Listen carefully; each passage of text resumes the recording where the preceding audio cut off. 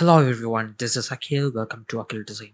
So ഇന്നത്തെ topic എന്ന് പറയുന്നത് how to become a graphic designer in 2025. അതായത് 2025 നമുക്ക് എങ്ങനെ ഒരു ഗ്രാഫിക് ഡിസൈനിങ് കരിയർ ചൂസ് ചെയ്യാം എന്നതിനെ പറ്റിയിട്ടാണ്.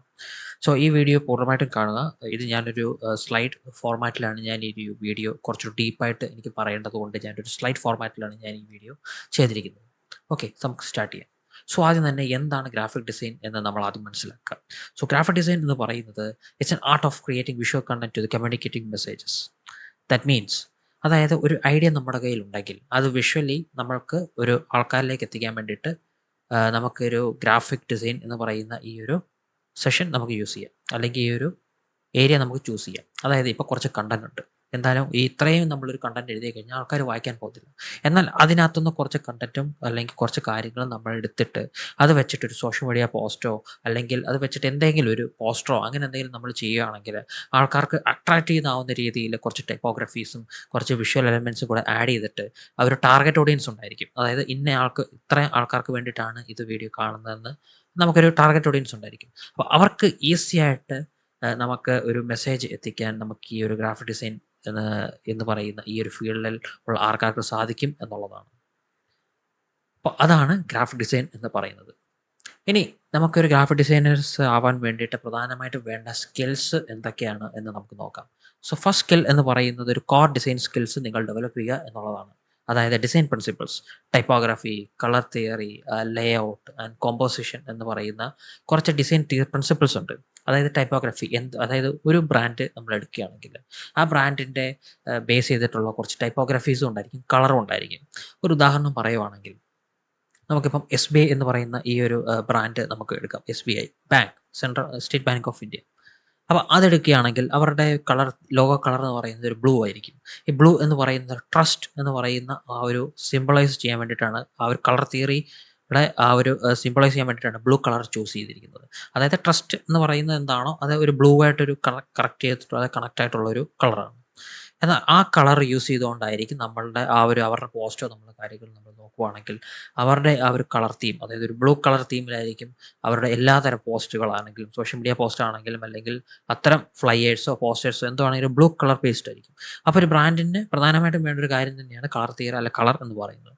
അതുപോലെ തന്നെ ലേ ഔട്ട്, കോമ്പോസിഷൻ. അപ്പോൾ ഇതിൻ്റെ ഒരു ബേസിക് നോളജ് നമ്മൾ ആദ്യം ഉണ്ടാക്കിയെടുക്കുക എന്നുള്ളതാണ് നമുക്കിവിടെ പ്രധാനമായിട്ടും വേണ്ടത്. രണ്ടാമതായിട്ട് വേണ്ട ഒരു ഇതെന്ന് പറയുന്നത് ഒരു ഡിസൈൻ സോഫ്റ്റ്വെയർ ക്രിയേറ്റ് ചെയ്യുക, അല്ലെങ്കിൽ ഡിസൈൻ സോഫ്റ്റ്വെയർ മാസ്റ്റർ ചെയ്യുക എന്നുള്ളതാണ്. അതിപ്പം അഡോബി ക്രിയേറ്റീവ് സ്യൂട്ട്സ് നിങ്ങൾക്ക് യൂസ് ചെയ്യാം, ഫോട്ടോഷോപ്പ്, ഇല്ലസ്ട്രേറ്റർ, ഇൻഡിസൈൻ പോലുള്ള നമുക്ക് യൂസ് ചെയ്യാം. ഇനിയിപ്പോൾ നിങ്ങൾക്ക് UX ഡിസൈൻസ് ആണ് കുറച്ചുകൂടി പഠിക്കാൻ താല്പര്യം എന്നുണ്ടെങ്കിൽ നിങ്ങൾക്ക് ഫിഗ്മ ഇവിടെ ചൂസ് ചെയ്യാം.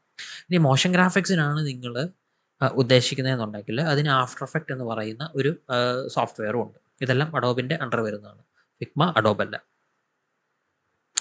സോ ഇനി നമുക്കിത് എങ്ങനെ സ്റ്റാർട്ട് ചെയ്യണം? നമ്മൾ ഇത്രയും സ്കില്ലുകൾ കാര്യങ്ങൾ മനസ്സിലാക്കി. ഇനി എങ്ങനെയാണ് ഇത് സ്റ്റാർട്ട് ചെയ്യേണ്ടത് എന്നുള്ളതാണ് അടുത്ത ഈ ഒരു സെഷനിൽ ഞാൻ പറയാൻ പോകുന്നത്. സോ ആദ്യം തന്നെ നമുക്ക് ബേസിക് ആയിട്ടുള്ള കാര്യങ്ങൾ പഠിച്ചെടുക്കുക എന്നുള്ളതാണ്. അതായത് ടൈപ്പോഗ്രഫി, കളർ തിയറി, കോമ്പോസിഷൻ, ലേ ഔട്ട്. അപ്പോൾ ഇത്തരം ഈ കോമ്പോസിഷൻ ലേ ഔട്ടിൽ തന്നെ ഒതുങ്ങുന്നില്ല, അതിനുശേഷം ഇഷ്ടം പോലെയുണ്ട്. അത് ഇനി ടൈപ്പോഗ്രഫിയിൽ തന്നെ കുറേ ഏരിയാസ് ഉണ്ട്, കളർ തിയറികൾ വരെ ഏരിയാസ് ഉണ്ട്, കോമ്പോസിഷനിലും കുറേ സംഭവങ്ങളുണ്ട്, ലേ ഔട്ടിൽ തന്നെ ഒരുപാട് കാര്യങ്ങൾ നമുക്ക് അറിയാനുണ്ട്. എങ്ങനെയായിരിക്കണം ഒരു ലേ ഔട്ട് അവിടെ ചെയ്യേണ്ടത്. ഇപ്പം നിങ്ങളൊരു ഒരു പോസ്റ്റർ അല്ലെങ്കിൽ പ്രിന്റ് ചെയ്യുവാണെങ്കിൽ അല്ലെങ്കിൽ ബുക്ക് പ്രിന്റ് ചെയ്യുവാണെങ്കിൽ നിങ്ങൾക്കൊരു വ്യക്തമായൊരു ലേ ഔട്ടിലൂടെ മാത്രമേ നമുക്കത് കറക്റ്റായിട്ട് ആൾക്കാർക്ക് വായിക്കുന്ന രീതിയിൽ നിങ്ങൾക്കത് ഡിസൈൻ ചെയ്തെടുക്കാൻ സാധിക്കുകയുള്ളൂ. അപ്പോൾ ഇത് നിങ്ങൾക്ക് യൂട്യൂബ് ട്യൂട്ടോറിയൽസ് തന്നെ കണ്ടിട്ട് നമുക്ക് മനസ്സിലാക്കാം. അതിന് ആദ്യം നിങ്ങൾ ഒരു ഇമേജ് എങ്ങനെ എഡിറ്റ് ചെയ്യണമെന്ന് മനസ്സിലാക്കുക. പിന്നെ സിമ്പിൾ പോസ്റ്റേഴ്സ് ക്രിയേറ്റ് ചെയ്യാൻ ശ്രമിക്കുക. പിന്നെ അതിന് ലേ ഔട്ട് ഡിസൈൻ ഇപ്പോൾ സിമ്പിളായിട്ട് തന്നെ ഇതെല്ലാം സിമ്പിളായിട്ട് തന്നെ നിങ്ങൾക്ക് ചെയ്യാൻ പറ്റും എന്നാണ് ഞാൻ വിശ്വസിക്കുന്നത്. അതായത് ടൈപ്പോഗ്രഫി പോസ്റ്റേഴ്സൊക്കെ നിങ്ങൾക്ക് യൂട്യൂബിൽ നോക്കി തന്നെ അതേപടി ഡിറ്റോ തന്നെ കോപ്പി അടിക്കുക എന്നുള്ളതാണ് ഞാൻ പഠിച്ച ഒരു രീതി തന്നെയാണ്.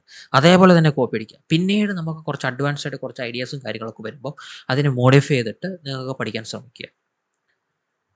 സോ അടുത്തെന്ന് പറയുന്നത് നമുക്ക് ഡിസൈൻ സോഫ്റ്റ്വെയറുകൾ മാസ്റ്റർ ചെയ്യണം. കാരണം അതില്ലെങ്കിൽ നമുക്കൊരു പരിപാടി നടക്കില്ല. അപ്പോൾ ഞാൻ പഠിച്ച ഒരു ഫസ്റ്റ് ഇതെന്ന് പറയുന്നത് ഫോട്ടോഷോപ്പാണ്. അതിനകത്ത് ആദ്യം ഞാൻ ഫോട്ടോസ് എഡിറ്റ് ചെയ്യാൻ പഠിച്ചു. പിന്നീട് സോഷ്യൽ മീഡിയ പോസ്റ്റുകൾ ക്രിയേറ്റ് ചെയ്യാൻ തുടങ്ങി. വളരെ സിമ്പിളായിട്ട് ബേസിക് ആയിട്ട് കാര്യം. അത് ചിലപ്പോൾ നിങ്ങൾക്ക് ഇപ്പോൾ കാണുമ്പം അത് അത്ര മോശം ആയിട്ടും ഫീൽ ചെയ്യത്തില്ല. എന്നാൽ അത്ര വലിയ സംഭവമായിട്ടും ഫീൽ ചെയ്യത്തില്ല. അപ്പോൾ നിങ്ങൾ ആദ്യം ഇതിൻ്റെ മെയിൻ ഉദ്ദേശം എന്ന് പറയുന്നത് പഠിക്കുക എന്നുള്ളതാണ്.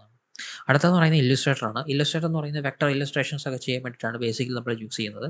അതുപോലെ തന്നെ ലോഗോ ഡിസൈൻ ചെയ്യാൻ ഏറ്റവും ബെസ്റ്റ് ടൂളാണ് ഇല്ലുസ്ട്രേറ്റർ എന്ന് പറയുന്നത്.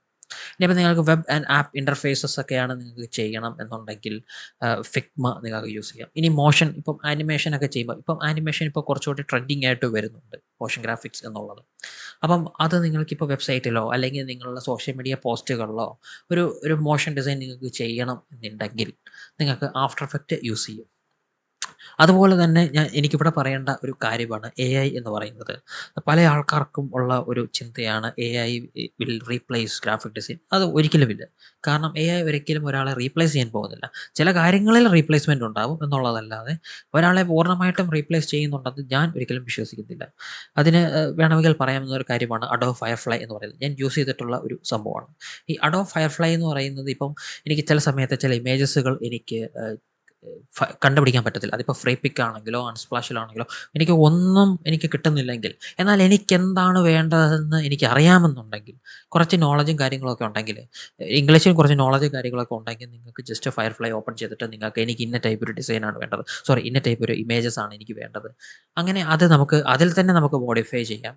അങ്ങനെ നമുക്ക് ഏകദേശം ഒരു ഉദാഹരണം പറയുവാണെങ്കിൽ ഒരു മണിക്കൂറാണ് ഒരു ഡിസൈൻ നമ്മൾ ചെയ്യാൻ എടുക്കുന്നത് എന്നുണ്ടെങ്കിൽ നമുക്ക് അതൊരു അരമണിക്കൂറായിട്ട് തന്നെ നമുക്ക് കുറയ്ക്കാൻ സാധിക്കും. ഇത് ഞാൻ എൻ്റെ ഒരു ഉദാഹരണം പറഞ്ഞതാണ്. കാരണം AI വരവോടുകൂടി ഓട്ടോമേഷൻ എന്ന് പറയുന്ന ഒരു കൺസെപ്റ്റ് ഇവിടെ പ്രാവർത്തികമാക്കുക എന്നുള്ളതാണ് ആദ്യത്തെ ആ ഒരു കാര്യം.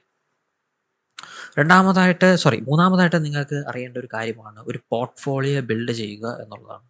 കാരണം ആദ്യം തന്നെ നിങ്ങൾക്ക് എന്തായാലും ക്ലയൻസിൻ്റെ പ്രോജക്ട്സുകളോ കാര്യങ്ങളോ ഒന്നും നമുക്ക് ചെയ്യാൻ സാധിക്കില്ല. അപ്പോൾ അതിനുവേണ്ടി നമുക്ക് ചെയ്യാൻ പറ്റുന്ന ഒരു കാര്യം എന്ന് വെച്ച് കഴിഞ്ഞാൽ മോക്ക് പ്രോജക്ട്സുകൾ എന്ന് പറയും. അതായത് ഒരു ഫേക്കായിട്ടൊരു ക്ലയൻറ്റ് നിങ്ങളുടെ മനസ്സിലേക്ക് വരുന്നു, അല്ലെങ്കിൽ ഇപ്പം നിങ്ങൾക്ക് വേണമെങ്കിൽ ChatGPT യൂസ് ചെയ്തിട്ട് act as a client to create a logo അല്ലെങ്കിൽ ഒരു പോസ്റ്റർ ഡിസൈൻ ചെയ്യാൻ വേണ്ടി. അപ്പോൾ അവർ കുറച്ച് നിർദ്ദേശങ്ങളും കാര്യങ്ങളും പറയും. അപ്പോൾ അതനുസരിച്ച് നിങ്ങൾക്ക് ഒരു ഫേക്ക് ക്ലയൻസിനെ ഉണ്ടാക്കിയിട്ട് നിങ്ങൾക്ക് ഒരു സിമ്പിളായിട്ടുള്ള കുറച്ച് ഡിസൈൻസും കാര്യങ്ങളും നിങ്ങൾക്ക് പോർട്ട്ഫോളിയോ യൂസ് ചെയ്യാം. പിന്നെ അതുപോലെ തന്നെ പോർട്ട്ഫോളിയോ യൂസ് ചെയ്യുമ്പോൾ ഞാൻ പലപ്പോഴും കണ്ടിട്ടുള്ളൊരു കാര്യമാണ് വാരി വലിച്ചിട്ട് പോർട്ട്ഫോളിയോയിൽ ഇടുന്നു എന്നുള്ളത്. എന്നാൽ ഒരിക്കലും വാരി വലിച്ചിട്ട് പോർട്ട്ഫോളിയോയിൽ നിങ്ങൾ ഇടാൻ പാടില്ല. കാരണം ഇപ്പം ഒരു ഉദാഹരണം പറയാം, ലോഗോ ഡിസൈൻ ആണെങ്കിൽ നിങ്ങളൊരു 100 ലോഗോ ചെയ്തിട്ടുണ്ടെങ്കിൽ അതിനകത്തുനിന്ന് ബെസ്റ്റ് ഒരു 5 എണ്ണം മാത്രം ചൂസ് ചെയ്യുക. അത് ഹൈ ക്വാളിറ്റി തന്നെ ഇതായിരിക്കണം. പിന്നെ സോഷ്യൽ മീഡിയ പോസ്റ്റ് ആണെങ്കിൽ നിങ്ങളൊരു 500 എണ്ണം ചെയ്തിട്ടുണ്ടെങ്കിൽ അതിലൊരു 10 എണ്ണം അല്ലെങ്കിൽ ഒരു 6 എണ്ണം അല്ലെങ്കിൽ ഒരു 5 എണ്ണം മിനിമം മാത്രമേ നിങ്ങൾ ചെയ്യാൻ പാടുള്ളൂ. ഇപ്പോൾ മോഷൻ ഗ്രാഫിക്സ് ആണെങ്കിലും അങ്ങനെ തന്നെ. അങ്ങനെ നിങ്ങൾ ഒരു പോർട്ട്ഫോളിയോ കാരണം ഒരിക്കലും ബൾക്ക് ആവാൻ പാടില്ല. കാരണം ഇത് നോക്കുന്ന ഒരാൾ ഒരിക്കലും എല്ലാം നോക്കിയിട്ട് ഇത് കൊള്ളാം അങ്ങനെ നമുക്ക് ഒരിക്കലും ജഡ്ജ് ചെയ്യാൻ പറ്റില്ല. അപ്പം നിങ്ങൾക്ക് ഒരു ബെറ്റർ എന്ന് തോന്നുന്ന ഡിസൈൻസും കാര്യങ്ങളും അതിനകത്ത് ഷെയർ ചെയ്യുക എന്നുള്ളതാണ് പ്രധാനമായിട്ടും നമ്മൾ പോർട്ട്ഫോളിയോ ക്രിയേറ്റ് ചെയ്യുമ്പോൾ നമ്മൾ മനസ്സിലാക്കുന്നത്.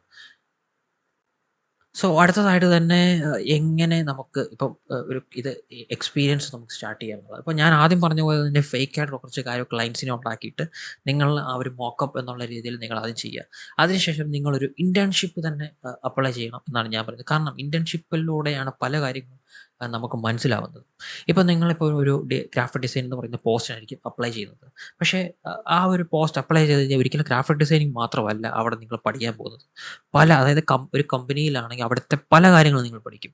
അവിടുത്തെ മാർക്കറ്റിംഗ് സ്ട്രാറ്റജി എങ്ങനെയാണ്, അല്ലെങ്കിൽ എന്തൊക്കെ ടൂളുകളാണ് മാർക്കറ്റിംഗ് വേണ്ടി യൂസ് ചെയ്യുന്നത്. ഇപ്പം ഞാനിപ്പം മാർക്കറ്റിങ്ങിനെ പറ്റി പറയുന്നത്, ഞാനിപ്പോൾ കൂടുതലും മാർക്കറ്റിംഗ് ഫീൽഡിലാണ് ഞാൻ കൂടുതലും വർക്ക് ചെയ്തിട്ടുള്ളത്.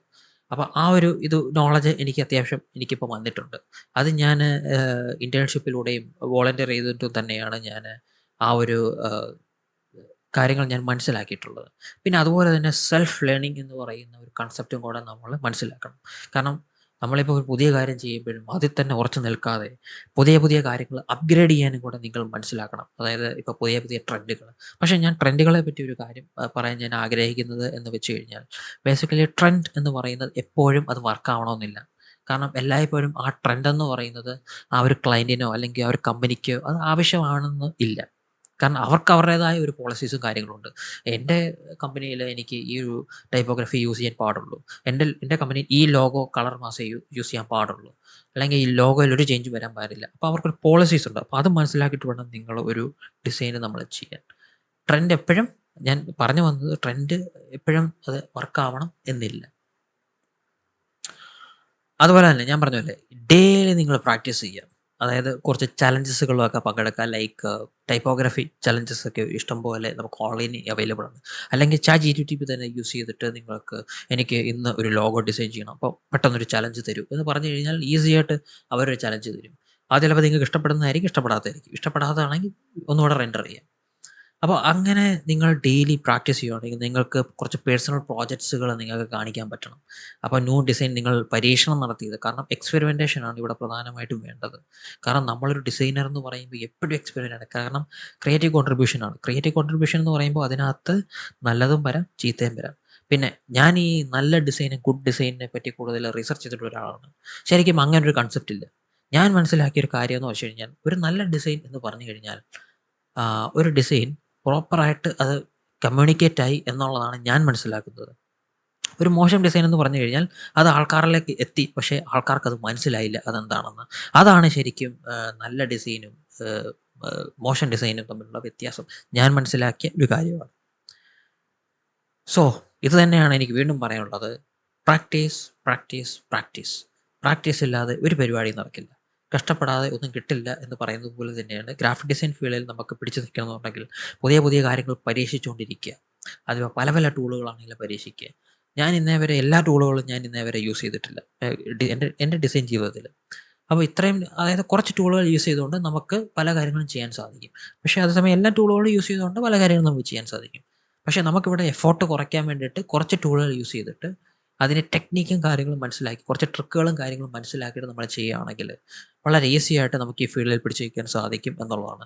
ഗ്രാഫിക് ഡിസൈൻ എന്ന് പറയുന്ന ഈ ഒരു ഫീൽഡ്, അല്ലെങ്കിൽ ഗ്രാഫിക് ഡിസൈനർ എന്ന് പറയുന്ന ഈ ഒരു പോസ്റ്റ് AI വന്നതോടുകൂടി നഷ്ടപ്പെടാൻ പോകുന്നില്ല എന്ന് തന്നെയാണ് ഞാൻ മനസ്സിലാക്കുന്നത്.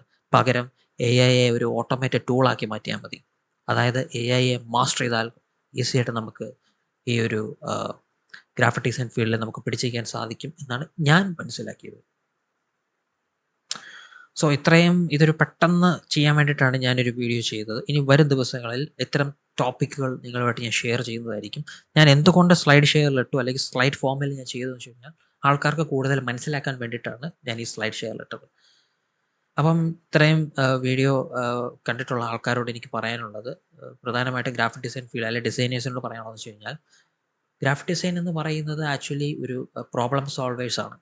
അപ്പോൾ നിങ്ങൾ പ്രോബ്ലംസ് വളരെ ഈസി ആയിട്ട് സോൾവ് ചെയ്യുക. അതാണ് ഒരു ഡിസൈനർ ചെയ്യേണ്ട ഏറ്റവും വലിയൊരു കാര്യം. Thanks for watching.